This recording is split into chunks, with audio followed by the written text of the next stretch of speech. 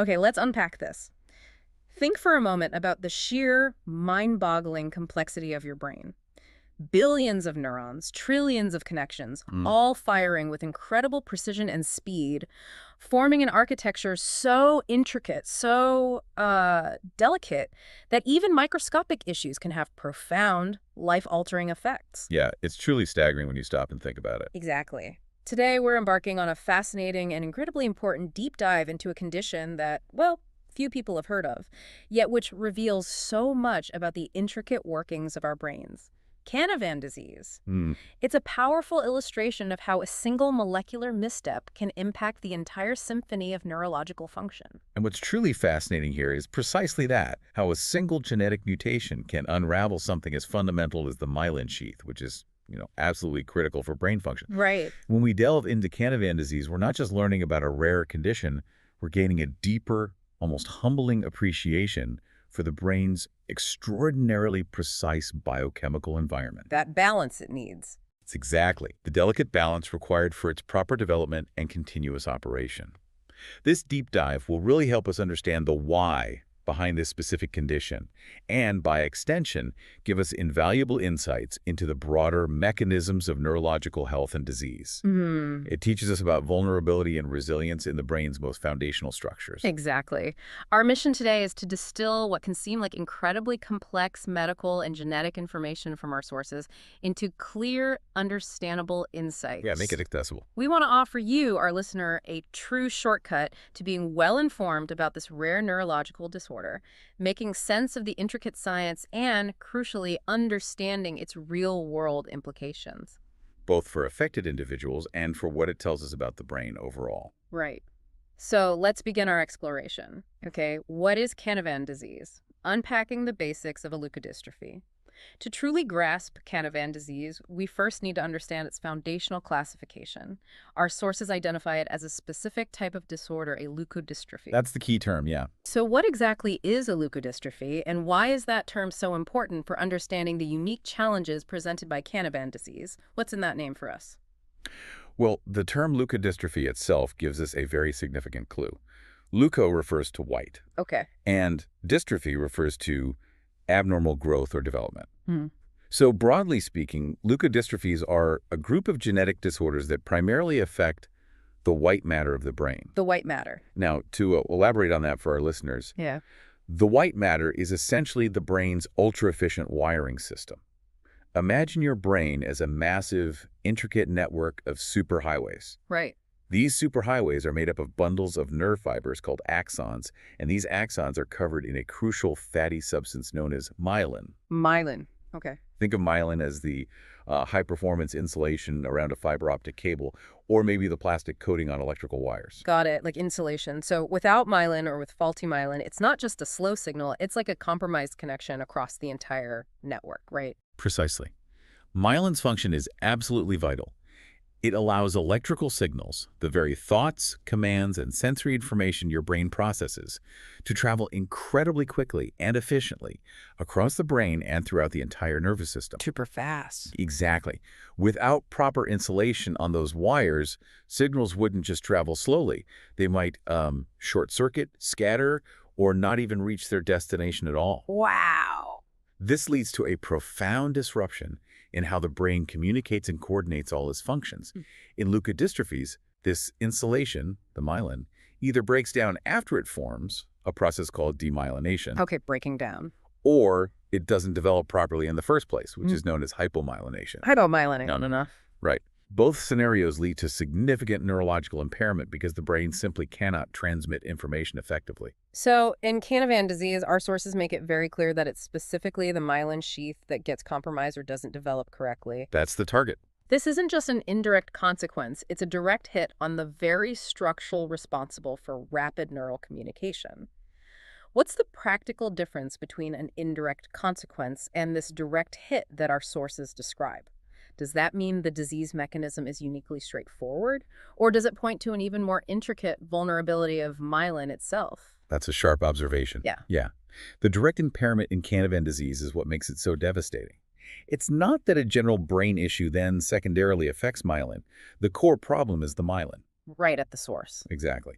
Our sources emphasize that Canavan disease directly impairs the development or preservation of this vital myelin sheath. This suggests that the underlying genetic defect is directly interfering with the cells responsible for creating and maintaining myelin. The myelin factories? Pretty much. Yeah. Primarily oligodendrocytes in the central nervous system. So it's not a matter of the wires simply getting old or worn. It's that the factory building the insulation isn't working, or the materials it's using are, well, faulty. This makes the brain's vast communication network fundamentally unstable and prone to failure from its very foundations. Which explains the severity. It does. And this specific direct attack on myelin also gives us clues about how other, perhaps more common, neurodegenerative diseases might involve myelin breakdown, even if the initial trigger is different. Like MS. Potentially, yes, or other conditions where myelin is compromised. Understanding this direct impairment in Canavan provides a clearer, more precise target for potential therapeutic interventions. 2. The genetic fingerprint, ASPA gene and its crucial enzymes. Okay, so every deep dive into a genetic condition inevitably leads us to a specific gene. In Canavan disease, which particular piece of our genetic code are we looking at? Which gene has been identified as the core culprit here? Right, the gene we're focusing on for Canavan disease is called the ASPA gene. Our sources are very clear on this. Yeah. It's the mutation in the ASPA gene that directly leads to the condition. ASPA. Got it. And for those of you who appreciate the specifics, this gene is located on chromosome 17 at a particular region known as 17p13.2. A specific address. Exactly. This location is significant because knowing the precise chromosomal address helps researchers understand its genomic context and develop targeted genetic tests. Now, when we talk about mutations, we're not just talking about any small change in the gene sequence. The problematic mutations in the ASPA gene are typically what are called missense or nonsense mutations. Okay, missense. Nonsense. Can you break down what those terms mean without getting us too bogged down in molecular biology? What happens to the gene's instructions with these types of mutations? Absolutely. Think of a gene as a highly detailed recipe for making a specific protein or enzyme. Okay, a recipe. A missense mutation is like accidentally swapping one crucial ingredient for another. Similar looking one, say, sugar for salt in a cake recipe. Right, big difference. Huge difference. The recipe still gets read, the cake is still made, but the final product, the enzyme, is fundamentally wrong. It's there but doesn't function correctly, or maybe not at all. Okay. A nonsense mutation is even more severe. It's like the recipe suddenly says S stop P halfway through. Just cuts it short. Exactly. Yep. So the crucial enzyme isn't even finished being built. It's an incomplete product. In both these cases, the ASPA gene's instructions get garbled, leading to a faulty or entirely non-existent aspartoacylase enzyme. The enzyme we need. That means the essential chef for a critical brain process isn't there or is unable to do its job. That recipe analogy really helps connect the dots. So this faulty or missing chef, what exactly does this ASPA gene do? What's its job in the grand scheme of our brain's operations that's so vital? Well, the ASPA gene is responsible for producing an extremely important enzyme called aspartoacylase. Aspartoacylase, okay. Think of enzymes as tiny, incredibly specialized biological machines that perform very specific, often single, tasks within our cells. Little workers. Kind of, yeah. This aspartoacylase enzyme has one critical job. Its primary function is to break down a specific substance in the brain called N-acetyl L-aspartic acid, or NOAA. NOAA, okay, we'll come back to that. We will. But if we connect this to the bigger picture, the complete lack or severe deficiency of this enzyme is precisely what sets off the entire cascade of events that characterizes Canavan disease. It kicks it all off. It really does. Without that enzyme doing its job, the normal breakdown process grinds to a halt, leading to a profound buildup of this substance, NOAA. It's a classic example of how a single enzymatic deficiency can derail an entire biological pathway with devastating consequences. That makes perfect sense. Absolutely. So we have the gene, ASPA, the crucial enzyme it's supposed to create, aspartoacylase, and the understanding that its malfunction is central to the disease.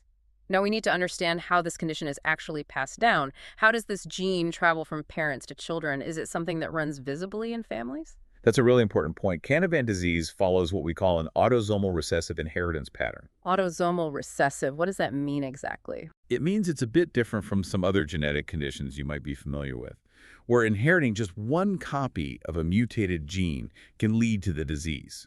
For a child to develop Canavan disease, they must inherit 2 copies of the mutated ASPA gene 1 from each parent. 2 copies, one from mom, one from dad. Exactly.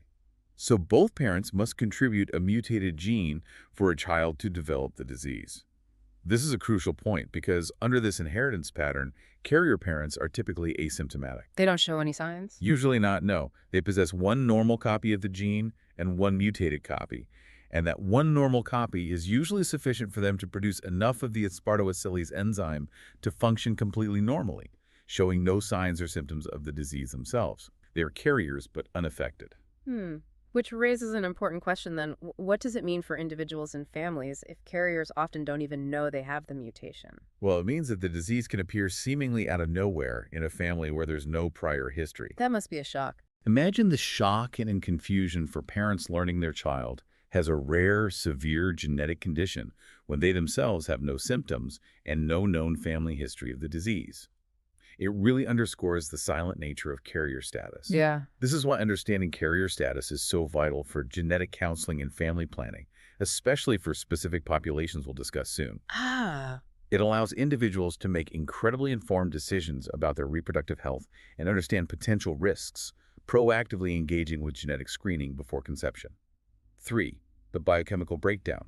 NWA, its accumulation, and myelin damage. So the ASPA enzyme is supposed to be the chef breaking something down, and you mentioned NAA, N-acetyl L-aspartic acid. That's the one. What exactly is NAA, and what happens when it doesn't get broken down because of this faulty enzyme? What's its normal role, and what turns it into a problem? Right. The key metabolite in this whole biochemical process is N-acetyl L-aspartic acid, or NAA. In a healthy individual with a properly functioning aspartooacylase enzyme, NAA is efficiently broken down. As it should be. As it should be. It's actually a quite abundant amino acid derivative in the brain, playing roles in osmoregulation, lipid synthesis, and as a storage form of aspartate and acetate for myelin production. So it normally has important jobs. It does. It's a normal part of brain chemistry, but it needs to be constantly metabolized and recycled by the aspartooacylase enzyme. However, in Canavan disease, because the ASPA enzyme isn't working correctly, or isn't present in sufficient quantities due to the gene mutation. Right, the faulty recipe. Exactly. Right. NAA cannot be broken down at the necessary rate and begins to accumulate rapidly in the brain's white matter. It just builds up. It builds up. It's like a crucial waste product building up, Yeah. turning what should be a beneficial substance into a toxic one because there's simply too much of it. Okay, so NAA builds up. What's the consequence of this buildup? Why is this accumulation so damaging to the brain, specifically to that myelin we talked about earlier? What's the mechanism of that damage? Well, the accumulation of NAA in the brain leads to a significant and sustained chemical imbalance. Think of the brain as a highly sensitive chemical factory, where every substance needs to be present in just the right, tightly controlled concentrations for processes to occur smoothly. A delicate balance. Extremely delicate.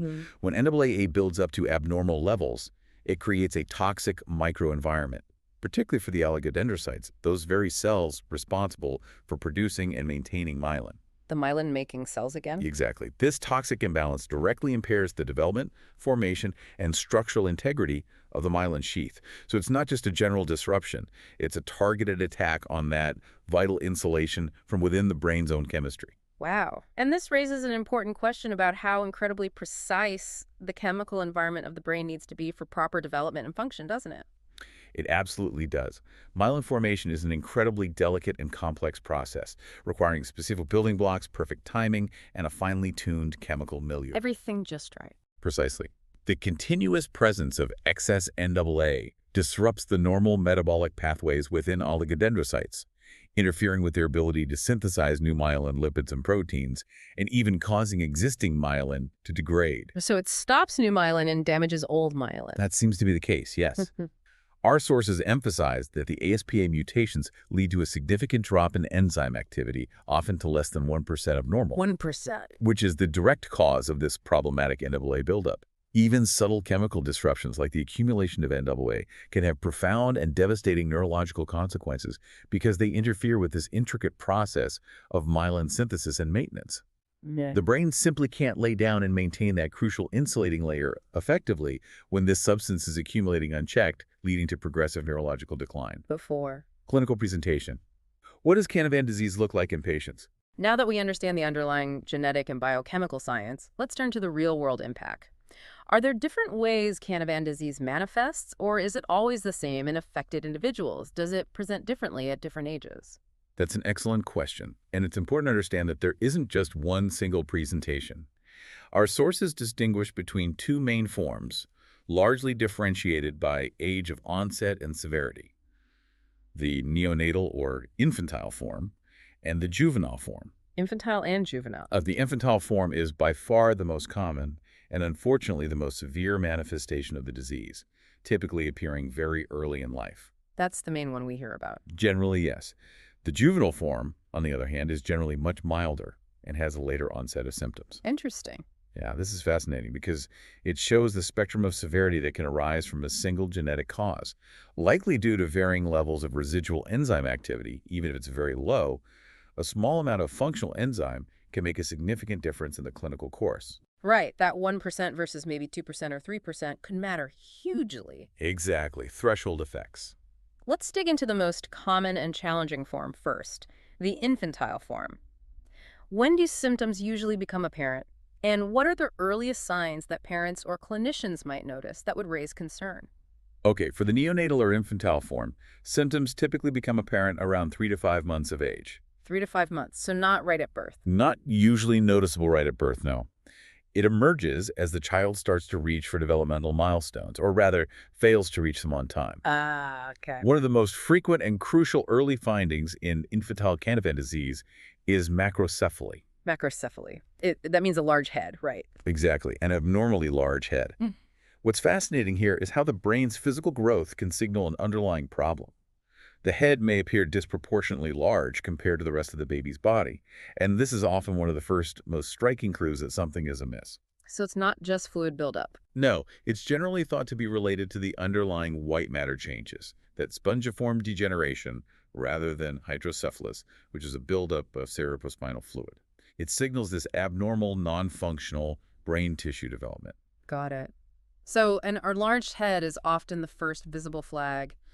What other developmental markers might be missed or delayed? Beyond macrocephaly, clinicians also observe specific motor developmental delays during this period. For example, babies will often have profoundly delayed head control. Can't hold their head up well. Right, struggling to lift or hold their head steady, and delayed sitting. These are fundamental milestones that are simply not being met on schedule, reflecting the myelin damage affecting motor pathways. Makes sense. Along with these motor delays, hypotonia, which is low muscle tone, also emerges. Hypotonia. Floppy baby syndrome. Sort of, yeah. Babies might feel noticeably floppy when held, struggling against gravity. This can impact everything from holding toys to moving limbs purposefully. Another significant and common clinical feature that develops are feeding and swallowing difficulties, also known as dysphagia. Oh, that must be tough. Extremely tough. These can be very challenging for families and can lead to severe issues with nutrition and hydration, often necessitating specialized feeding interventions like gastrostomy tubes, G-tubes, to ensure the child receives adequate nourishment. Right. And as the disease progresses through infancy and early childhood, seizures can also progressively develop. Seizures, too. Yes, these can vary in type and severity, ranging from subtle staring spells to more generalized tonic-clonic seizures, adding significantly to the neurological burden. That's a lot for a little body to handle. It is. The cumulative effect of these symptoms is severe developmental regression. Children often lose skills they might have briefly acquired. They go backwards. Sadly, yes. And when doctors look at the brain's electrical activity through an electroencephalogram or an EEG, Brainwave test. right, they typically find widespread slowing, Yeah. indicating a generalized cortical dysfunction. Imagine your brain's electrical symphony playing in slow motion, key sections lagging significantly. Disrupting everything. Pretty much, disrupting the coordinated thought and action the cortex is responsible for. This reflects a broad failure of efficient neural communication due to the myelin degradation.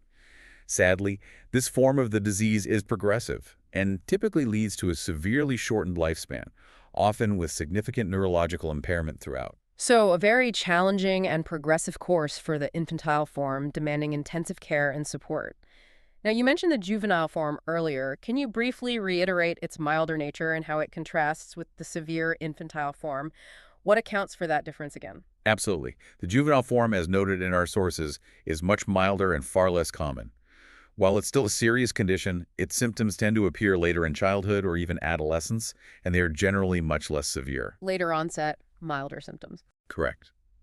Patients might experience milder motor delays, speech difficulties, or learning challenges, but they typically do not suffer the profound neurological degeneration seen in the infantile form. Okay. Crucially, unlike the infantile form, which unfortunately leads to a significantly shortened lifespan, individuals with the juvenile form generally have a normal life expectancy. That's a huge difference. It's a massive difference. And this contrast truly highlights the spectrum of how genetic conditions can present, even when caused by mutations in the same gene. The difference in severity is often attributed, as we said, to the amount of residual aspartoacylase enzyme activity. That tiny bit makes all the difference. Even a very small percentage of normal enzyme activity can drastically alter the clinical picture, allowing for more myelin development and function. It's a powerful demonstration of biological threshold effects. The diagnosis and demographics. Who is affected and how is it confirmed? Given how complex this condition sounds and how varied its presentation can be between the infantile and juvenile forms, how do doctors actually diagnose Canavan disease? What specific tools do they use to confirm it, especially when initial symptoms might be subtle or overlap with other conditions? Yeah, diagnosis relies on a combination of different approaches to get a complete and accurate picture. One of the primary diagnostic methods is an MRI, magnetic resonance imaging, of the brain. The brain scan. Right. This advanced imaging technique allows doctors to visualize the brain structures in great detail and look for specific abnormalities.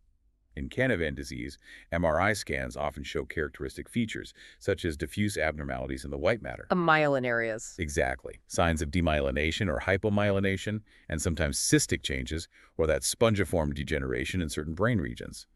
It provides a visual confirmation of the neurological impact and can often strongly suggest the diagnosis. Okay, so MRI is one piece. What else? Beyond imaging, genetic testing is absolutely crucial and often the definitive diagnostic tool. Checking the ASPA gene itself. Precisely. This involves analyzing a person's DNA, typically from a blood sample, to confirm the presence of specific mutations in the ASPA gene. This test directly identifies the underlying genetic cause and can differentiate Canavan disease from other leukodystrophies or neurological disorders with similar symptoms. So that's the confirmation. It's usually the gold standard confirmation, yes. Additionally, a biochemical enzyme test can be performed, Checking the enzyme level. checking its activity. This test measures the actual activity of the aspartoacylase enzyme, often in fibroblasts from a skin biopsy or sometimes in white blood cells. Or you can measure the buildup product, NAA, often in urine samples. Okay. If the enzyme activity is significantly reduced or absent, or if NAA levels are very high, it further confirms the diagnosis, demonstrating that the enzyme isn't performing its critical function of breaking down NAA. So MRI, genetic test, enzyme activity, and AA level. A three-pronged approach. Often, yes. That gives a very robust diagnosis. That's a comprehensive set of tools. Now, our sources make a crucial exclusion about diagnosis. They state that blood sugar measurement is not a diagnostic tool for Canavan disease. Why is that important to clarify? Why might someone confuse this with other metabolic disorders where blood sugar is relevant? That's a vital distinction, and it speaks to the broader challenge of diagnosing rare metabolic disorders. Many metabolic disorders, especially those affecting brain function, do involve abnormalities in glucose metabolism. Right, like diabetes affecting the brain or other things. Exactly. Or conditions like certain mitochondrial disorders or disorders of carbohydrate metabolism will present with specific blood sugar irregularities, like hypoglycemia or hyperglycemia. So blood sugar measurements are key diagnostic indicators there. Makes sense. However, Canavan disease's primary biochemical issue is with the metabolism of NAA, not glucose. While a child with severe Canavan disease might have systemic health issues that could indirectly affect blood sugar, it's not a direct metabolic pathway involved in the disease's core pathology. It's not the root cause. Not at all. And it's not a diagnostic marker. The clarity in our sources is important for clinicians to know precisely what to look for, and equally important, what tests are not indicative, to avoid misdiagnosis and ensure appropriate diagnostic pathways are followed. Helps avoid going down the wrong path. Definitely. It helps narrow down the vast array of possibilities when faced with a child presenting with developmental delays. That's incredibly helpful for understanding the diagnostic landscape. Now, moving from diagnosis to populations, is this disease equally common across all populations, or are there specific groups where it's significantly more prevalent, almost acting as a spotlight on a particular genetic heritage. This is a very important demographic aspect of Canavan disease. Our sources clearly identify the Ashkenazi Jewish population as having the highest incidence and carrier rate for Canavan disease. The Ashkenazi Jewish. Okay. This means that both the number of affected individuals and the proportion of people who carry the mutated gene are significantly higher in this particular ethnic group compared to the general population. How much higher are we talking? Well, while the overall incidence is maybe 1 in 100,000 to 200,000 births in the general population, it rises to approximately 1 in 6,000 to 14,000 in the Ashkenazi Jewish community. Wow, that's a huge jump. It is, and the carrier rates can be as high as 1 in 40 to 1 in 60 people in that population. 1 in 40 people carrying the gene. That's striking. What accounts for such a concentrated prevalence in one specific population? And what are the implications for screening and genetic counseling within that community? Yeah, the implications of this concentration are profound. It underscores the importance of targeted genetic screening within this community, especially for individuals or couples considering family planning. So they can know the risk. Exactly. Understanding population genetics like this helps us identify at-risk groups so that appropriate counseling and testing can be offered proactively. Yep. If we connect this to the bigger picture, it highlights how certain genetic diseases can become more concentrated in specific populations, often due to what we call founder effects. Now, in effect. Yeah, this occurs when a small group of individuals, some of whom happen to be carriers for a particular genetic mutation, migrate and establish a new, relatively isolated population. Like the founders of the community. Precisely. Over generations, if the population remains genetically relatively isolated, these specific genes, including mutations, become more common within that gene pool compared to the larger global population. It's a powerful example of genetic drift in action. Interesting. For the Ashkenazi Jewish community, understanding these specific genetic predispositions has led to proactive, widespread genetic screening programs. These allow couples to know their carrier status and make informed decisions. About starting a family. Exactly. Whether that's pursuing assisted reproductive technologies like PGD, prenatal diagnosis, or simply preparing for the possibility of having an affected child, knowledge is power here. Absolutely. And finally, before we connect all the dots and bring this full circle, is Canavan disease known by any other names? Sometimes rare conditions have multiple monikers, which can be confusing but also offer different insights. Yes, it does have an alternative name. Our sources mention that Canavan disease is also referred to as aminoacylase 2 deficiency. Aminoacylase 2 deficiency. Okay. This name directly refers to the deficiency of the aspartoacylase enzyme, which is sometimes also called aminoacylase 2. So it names the enzyme that's missing or faulty? Exactly. This alternative name makes the connection to the specific enzymatic defect explicit and immediately points to the underlying biochemical problem rather than being named after Dr. Canavan, the person who first described it, as is common with many diseases. It's sort of a scientific shorthand for the fundamental issue. 6. Connecting the dots. Why this deep dive matters. So what does this all mean for us, the listener? Let's quickly recap the core insights from our deep dive into Canavan disease. It's a lot of information, but the core narrative, the story of this disease, is truly fascinating in its precision. Yeah, let's boil it down. At its heart, Canavan disease is a leukodystrophy. Affects the white matter. Right. That means it's a genetic disorder primarily affecting the white matter of the brain, specifically compromising the vital myelin sheath, which is the high-speed insulation around our nerve fibers. It's caused by a mutation in the ASPA gene, The recipe. which prevents the body from producing enough of the critical aspartoacylase enzyme. The chef. Right. Without this enzyme, N-acetyl L-aspartic acid, or NAA, builds up to toxic levels in the brain. And it's this accumulation that directly damages the myelin, impairing its formation and integrity. NAA buildup myelin damage. That's the core pathway. We've seen that the disease manifests in different forms. A severe infantile form, which typically presents around 3 to 5 months with macrocephaly, profound motor delays, and hypotonia. The most common form. And a much milder juvenile form that has a later onset and a generally normal life expectancy. Showing that spectrum. Exactly. And crucially, we've noted its significantly higher incidence and carrier rate within the Ashkenazi Jewish population, highlighting the importance of targeted genetic screening. Right. And beyond just understanding the mechanics of this one rare condition, what broader implications does this deep dive have for our understanding of brain health and disease? What can we learn from Canavan disease that extends beyond its specific diagnosis, perhaps informing our understanding of more common neurological challenges? This raises an incredibly important question. What can the study of a rare disease like Canavan teach us about the broader principles of brain development, neurodegeneration, and even potential therapeutic strategies for other conditions? Yeah, what's the bigger lesson? The insights are profound, I think. Firstly, it beautifully illustrates how understanding specific enzyme deficiencies and their direct, precise impact on critical brain components, like myelin, can inform research into a much wider spectrum of neurological It's disorders. like a model system. In a way, yes. Many other conditions, including multiple sclerosis, maybe some forms of cerebral palsy, and even potentially some forms of autism, involve aspects of myelin dysfunction or metabolic imbalances.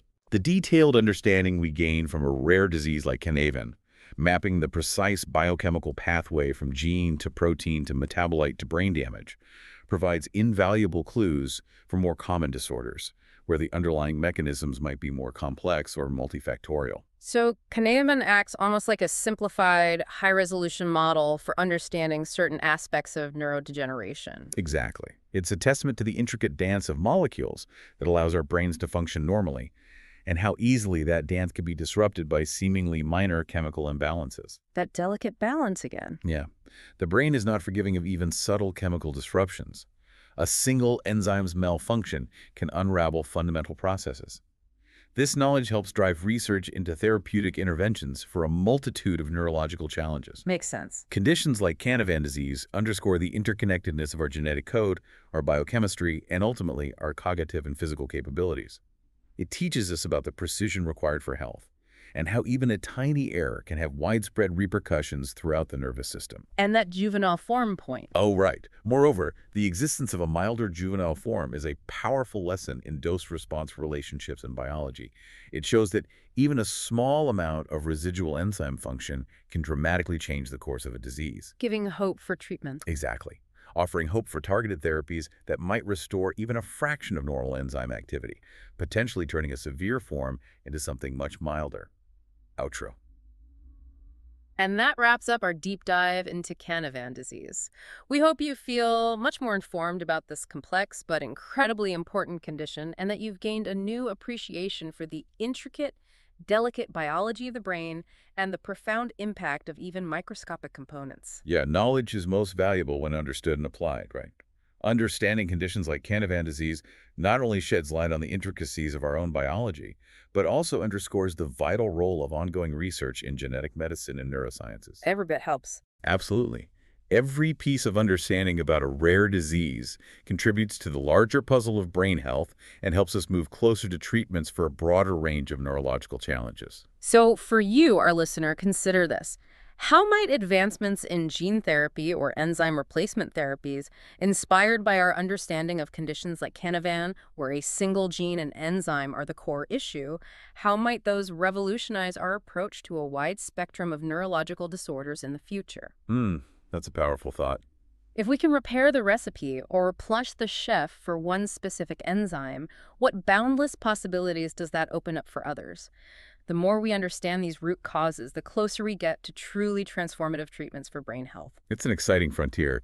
If you or someone you know might be affected by topics discussed today, please seek out more information from reputable medical sources. Thank you for joining us on this deep dive.